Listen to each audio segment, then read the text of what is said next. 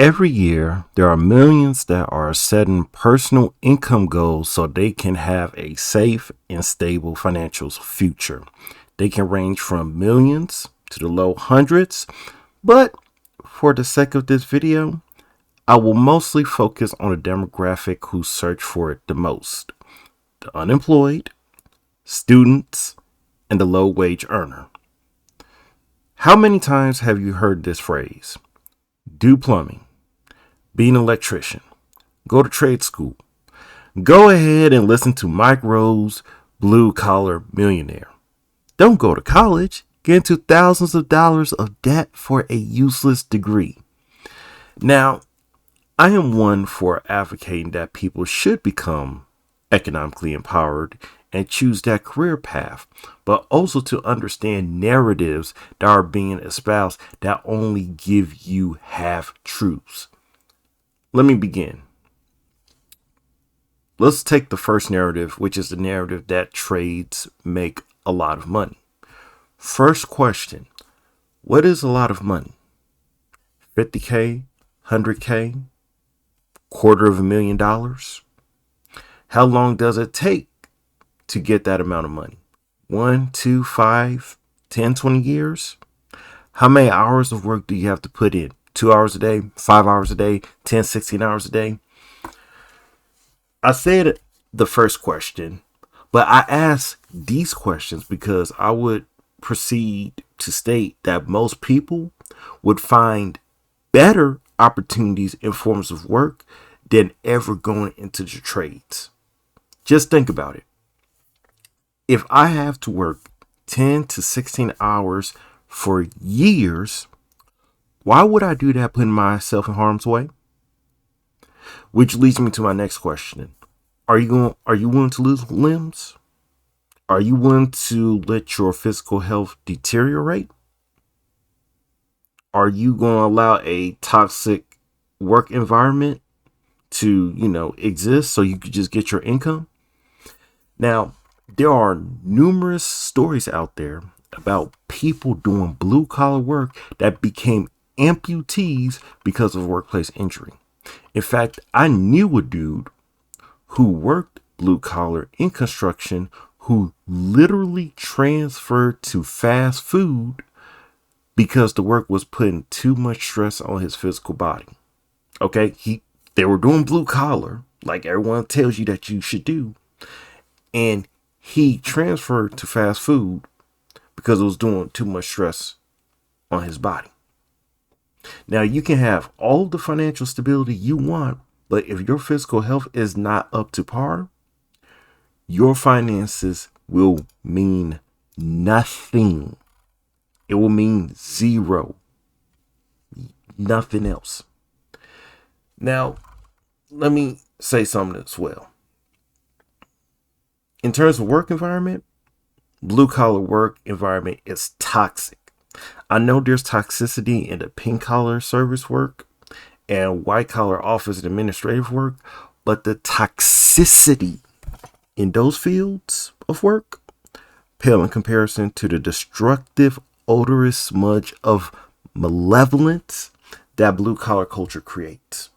You have people physically putting hands on one another because, once again, you are dealing with a bunch of hard-headed individuals who think that's okay.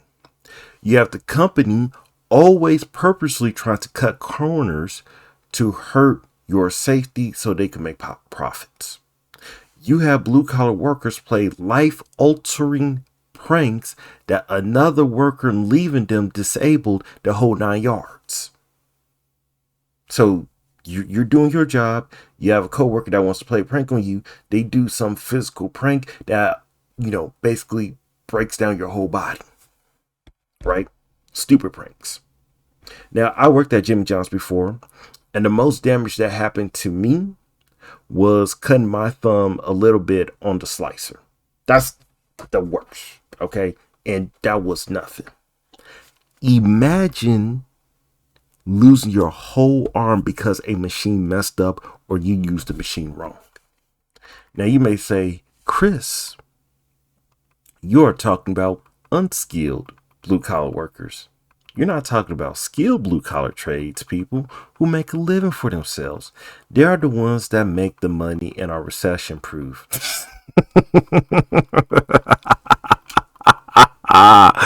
No, no.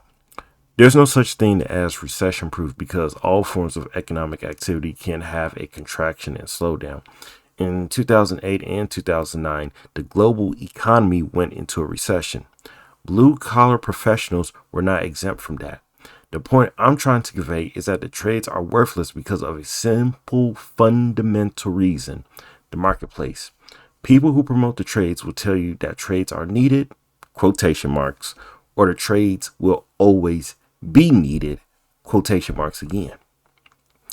Well, the problem is that needs aren't the only things that drive the economy, but wants as well. In addition, wants in the marketplace may take priority over needs because it generates more return on investment than actual necessities. If I'm correct, around 2021 and 2022, a French billionaire, Bernard Arnault, was the wealthiest person in the world. Did he do it by building the houses? Nope. Did he do it by building an electrical company? Nah. Plumbing? Guess again.